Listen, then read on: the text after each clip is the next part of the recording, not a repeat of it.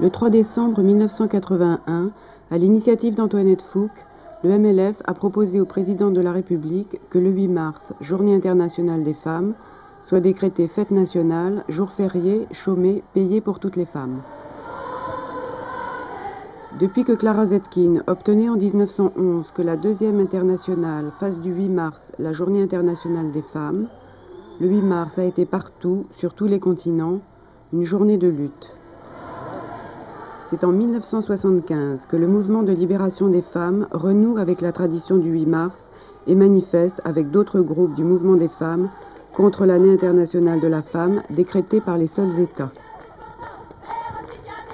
Depuis, chaque année, nous manifestons en nous joignant aux mouvements de libération qui naissent dans tous les pays.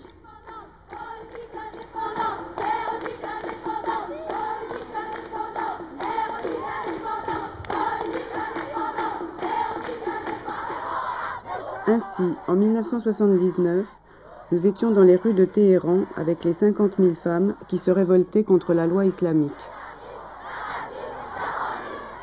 Quand les femmes iraniennes brisent leurs chaînes, ce sont les femmes du monde entier qui avancent avec elles. En 1980, à Paris, des milliers de femmes venues de toutes les régions, du Pays Basque, d'Espagne, d'Italie, d'Autriche, de Colombie, du Salvador, d'Angleterre, font de cette journée une grande journée internationale de lutte.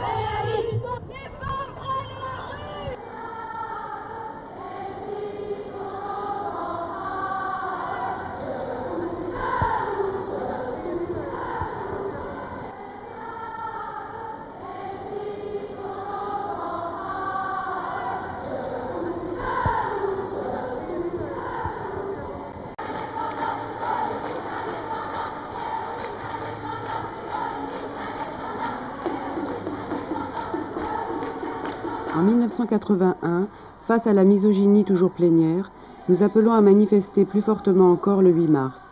Nous rassemblons les cahiers de remontrance en vue des États généraux des femmes contre la misogynie. Les élections présidentielles doivent avoir lieu 2 mois plus tard. Nous appelons à voter pour François Mitterrand dès le premier tour. Côté cœur, pas de candidat pour les femmes. Côté raison, le programme de Mitterrand dès le premier tour pour être sûr de l'emporter au second tour. Partenaires politiques à part entière, nous avons choisi de voter pour une gauche qui doit permettre aux femmes de poursuivre, en comptant sur leurs propres forces, l'élaboration d'un mouvement indépendant. Pour que l'État prenne acte de notre exigence légitime, nous avons rassemblé 50 000 signatures de femmes et d'hommes qui se sont joints à notre proposition. Une vaste campagne d'initiatives populaires pour qu'en 1983, la voie parlementaire fasse du 8 mars une fête nationale, une journée fériée, chômée, payée pour toutes les femmes. Le 6 mars 1982, sur la proposition d'Antoinette Fouque, avec des femmes du Mouvement de libération des femmes de France, se sont tenus les premiers États généraux des femmes de tous les pays contre la misogynie. Plus de 2000 femmes ont empli le grand amphithéâtre de la Sorbonne. Le MLF avait, l'année précédente, rendu public un manifeste de lutte contre la misogynie pour la démasquer et la combattre, partout où elle nous veut à la fois crainte et méprisée, adulée et réduite, exploitée et censurée, exclue et internée, partout et quotidiennement, dans les maisons, les professions, les médias et la politique, et cela dans le monde entier.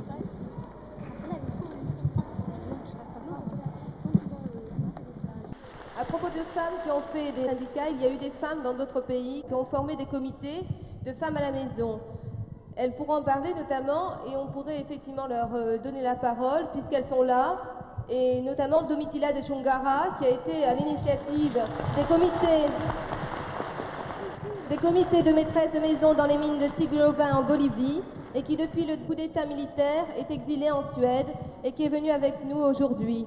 Alors nous remercions toutes celles qui sont venues de très loin aujourd'hui. Donc Domitila de Chongara.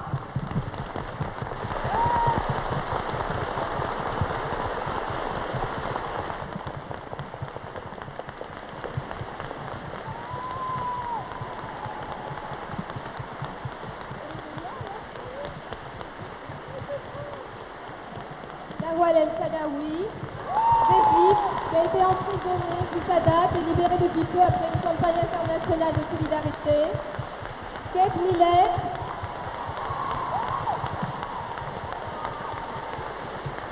Kumari Javaldena de Sri Lanka,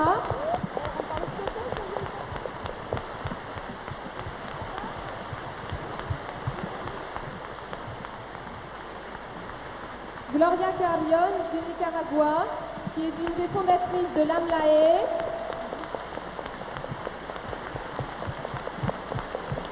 et qui avait organisé les comités de quartier à Managua pendant l'insurrection.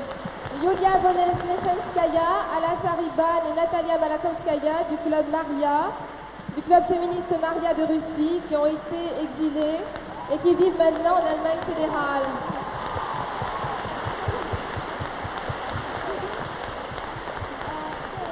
Laura McCrory et Una Mahon, qui sont des comités de Belfast contre les H-Blocs en Irlande.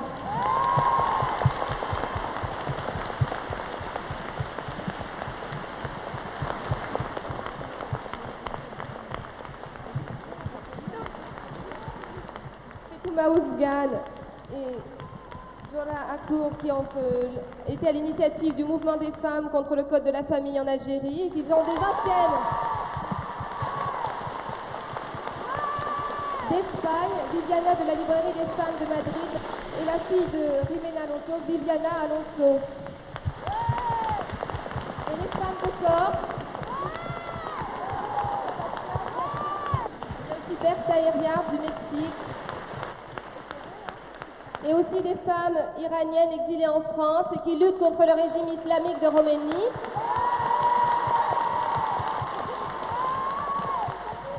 Et aussi deux femmes d'Amnesty for Women, des femmes d'Afghanistan qui sont aussi avec nous aujourd'hui.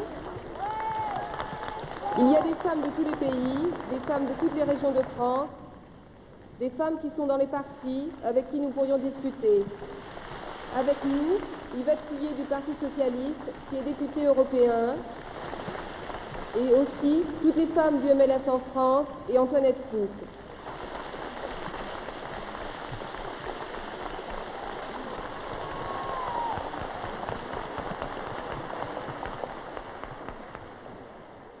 Pollarita, pollarita de mi pollita, pollarita, pollarita color rosita, que bien lo baila, que bien lo canta con mi charanguito.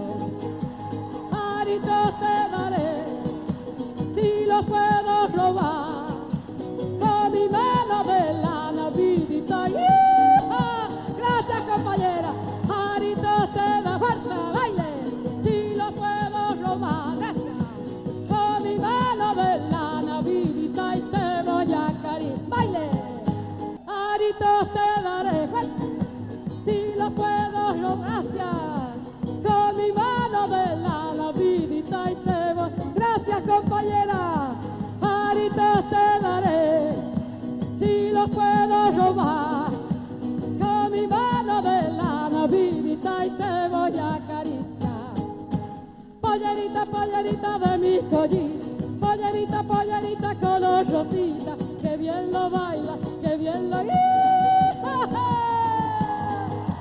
Pollerita, pollerita de mi collita, pollerita, pollerita color rosita, que bien lo baila, que bien lo canta con mi charanguita. Muchas gracias compañera, muchas gracias.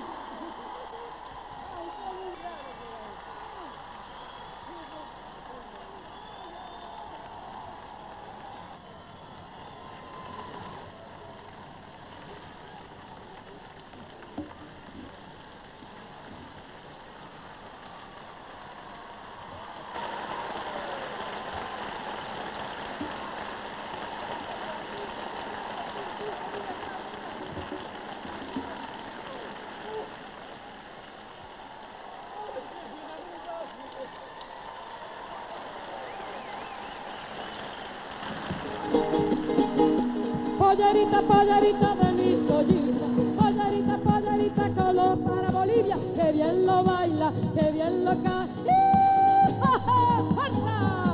Pollerita, pollerita de mi pollita, pollerita, pollerita colorosita, que bien lo baila, que bien lo canta con mi jazz. Gracias, baile, arito te daré, si lo puedo robar, con mi mano de lana, vidita y te voy.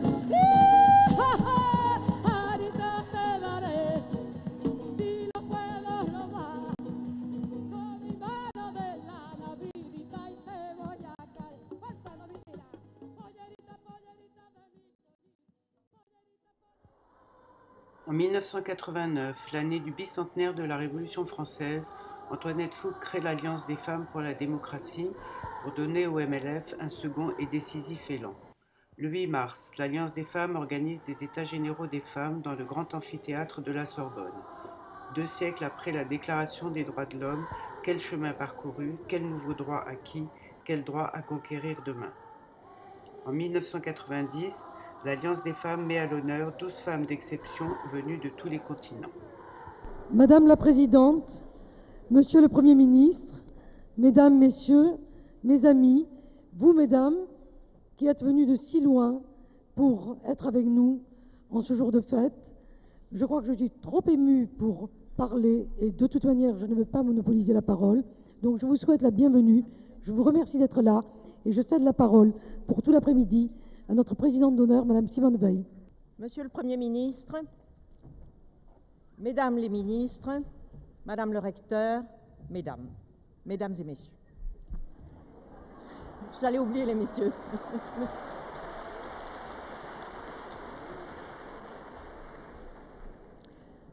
L'Alliance des femmes pour la démocratisation m'a fait un bien grand honneur en me demandant de prendre la parole à l'occasion de la remise de leur trophée à 12 femmes exceptionnelles et de me confier la joie, que j'éprouverai tout à l'heure, de la remettre personnellement à Madame Helena Bonner.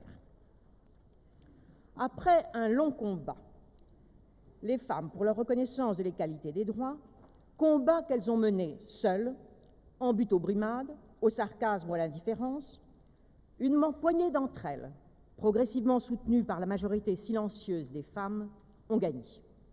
Les Nations Unies ont adopté la Convention sur l'égalité des droits de la femme. Elle a été signée par un grand nombre de pays et cette égalité est progressivement inscrite dans la législation d'un certain nombre de pays, notamment les pays européens. Pour autant, l'égalité est loin d'être une réalité, ne serait-ce qu'en matière de salaire et de possibilités de promotion, ne serait-ce surtout que dans le vécu de chaque jour. En cette journée des femmes, c'est aussi à nos propres responsabilités que nous avons à réfléchir.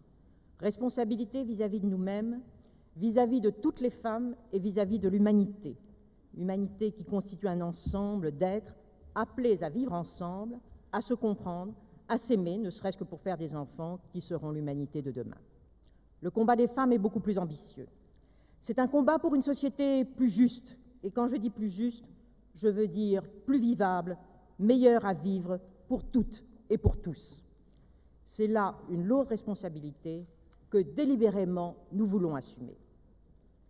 Menant un combat, car c'est un combat, les femmes ne doivent pas oublier que l'objet même de leur lutte, c'est la reconnaissance de ce qu'elles sont, une moitié vivante, solidaire, riche en possibilités et en créativité pour l'ensemble de l'humanité. Les femmes que nous honorons aujourd'hui en sont la plus éclatante illustration. Je les remercie.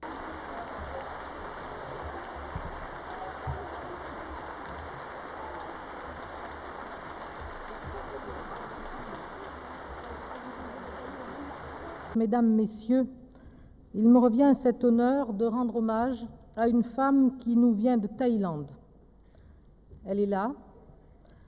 Elle a combattu avec son cœur, sa raison, son savoir, sa naissance aristocratique pour les plus démunis. Ces plus démunis dans son pays que sont les enfants qu'on livre à la prostitution. C'est un combat qu'il faut encore mettre en avant. Nous avons encore à dire combien la prostitution est inacceptable. Vous avez, vous, choisi de mettre toute votre vie, au service de cette cause, nous restons proches de vous, proches de votre combat.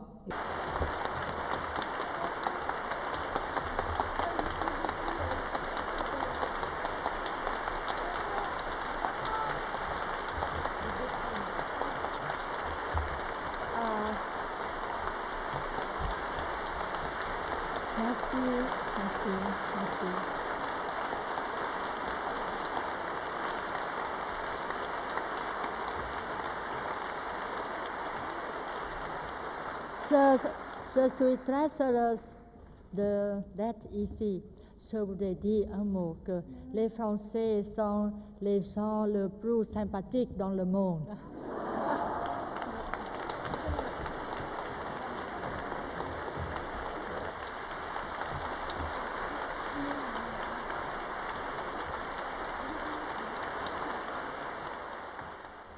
Madam Chair and Sister Antoinette Fouque, Madam Mitra, and friends. I bring with me the greetings of 100,000 Seva members on the International Women's Day. With a deep sense of gratitude and humility, Madam Bhattacharya, I accept the distinction conferred on me today. The honor bestowed on me is the honor of the millions of toiling, self-employed women workers who are a strong, valuable resource of my country. It is the recognition of them, a vast majority of the female population, rural, poor, illiterate, economically very active, and yet most often invisible. And it is these women, a vast majority of my country, who are holding up more than half the sky, yet they remain an invisible human force. And today's homage is of these women. I consider myself much fortunate and privileged to work with these women for the last 35 years.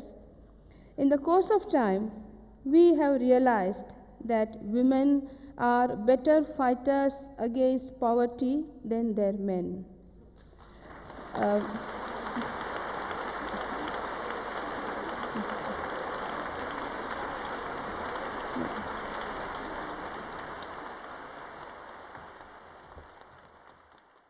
Il me semble qu'en me demandant de vous présenter Moliyad, on m'a demandé de dire aussi à quel point, quand on a le souci de transformer les mentalités, de faire qu'une société reconnaisse que les femmes n'ont pas la part qui leur revient, ce langage doit se passer dès l'école, doit se passer à l'université, et à quel point, Madame, vous avez su le faire en militant comme étudiante au Swarthmore College.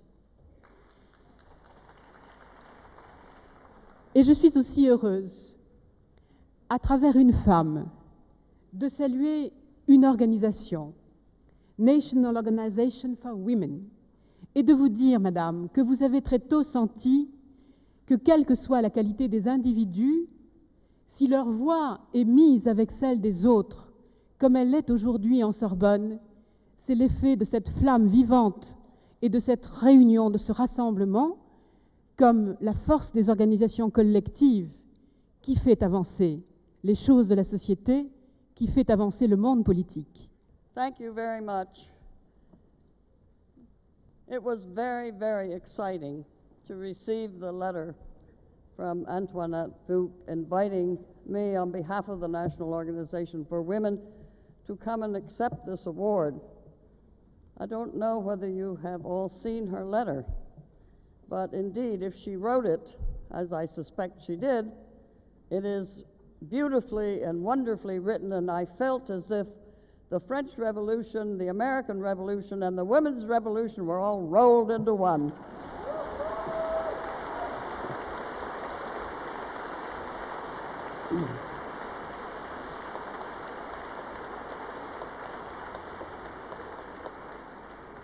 It was a letter which indeed said very clearly that women must be equal participants in the life of this planet in making it livable for all of us wherever we are.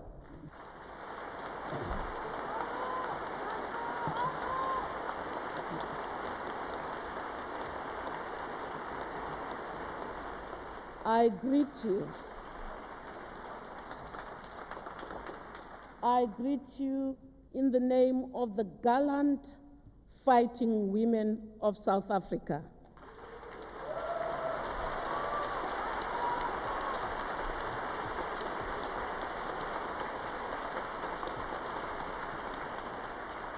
They want me to tell you that as members of the international community, they've felt your support strongly on their backs, and as we say in our language, do not get tired even tomorrow. The fight is still going on. We have not yet won, but there is a light at the end of the tunnel.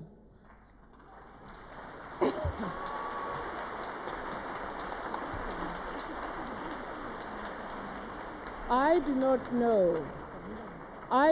know who it was, but someone once said, "Show the light and the people shall see the light." Albertina Sisulu wants me to say to you, this honor that is being bestowed on her, it's not just being bestowed on her as Albertina Sisulu.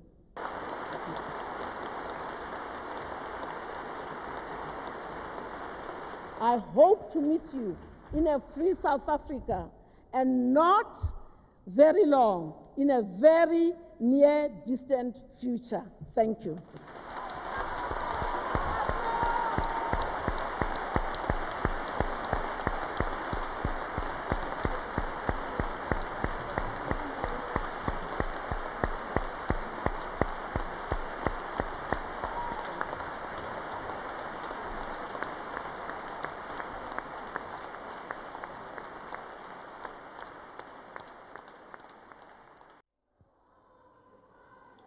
En 1992, à Marseille, l'Alliance des femmes présente une liste aux élections régionales pour la parité.